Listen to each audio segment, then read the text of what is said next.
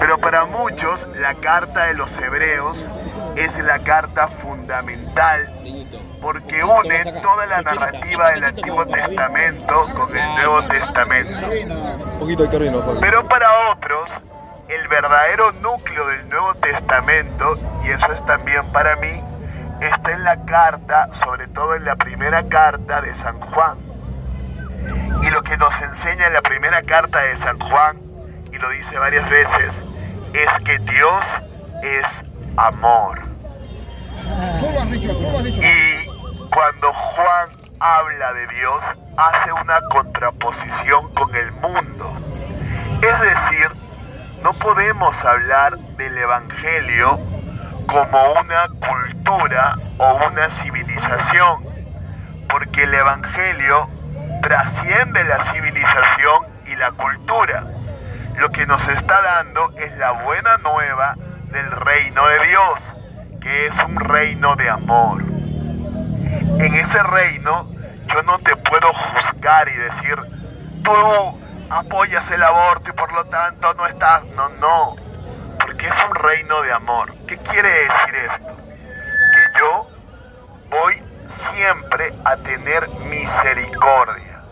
Es decir, que yo me voy a poner en concordancia con tu corazón y con tu sufrimiento. Eso fue lo que hizo Cristo. Vino a morir por nosotros en una cruz porque tuvo misericordia del dolor humano. De pronto ustedes nunca han sentido el dolor o de pronto evaden ese dolor de la conciencia. Pero cuando la conciencia se encuentra separada de Dios, hay una muerte interna y se ve porque también se separa de su prójimo.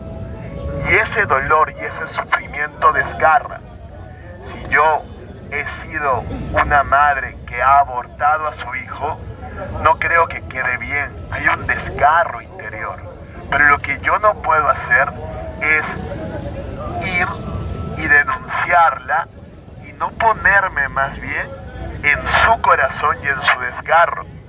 Cristo no vino a juzgar al mundo, vino a salvarlo.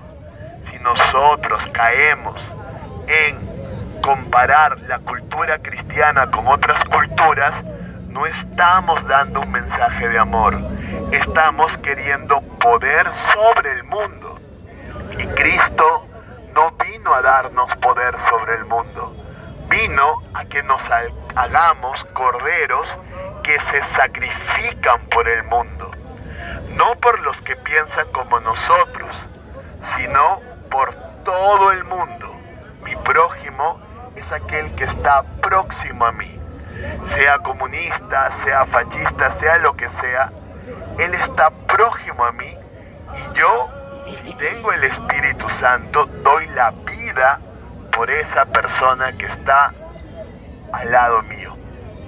Yo, con eso termino, yo no apoyo el aborto porque entiendo que la vida viene de Dios y tengo que respetarla, pero yo no le puedo pedir la misma conciencia a otras personas que no comprenden, no entienden o que lamentablemente están perdidas en su pecado.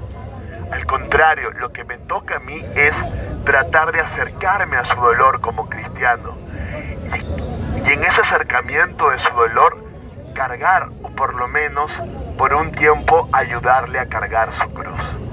Gracias. Un aplauso, un ratito. Estamos en un círculo que tenemos diferencias. Consciente, con una posmodernidad en la que estamos arrojados al mundo y entendemos que el mundo es el que nos está retroalimentando. Pero no hay posibilidad de que yo salga del mundo sin una conciencia racional y no hay posibilidad de que yo transforme el mundo si no estoy arrojado y conozco el mundo en el que estoy arrojado.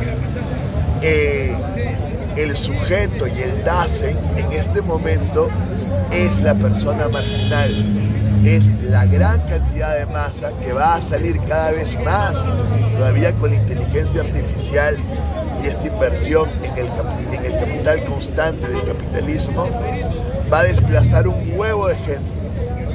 Ese huevo de gente es el llamado a tomar conciencia y constituirse como sujeto y a ir al mundo y alterarlo.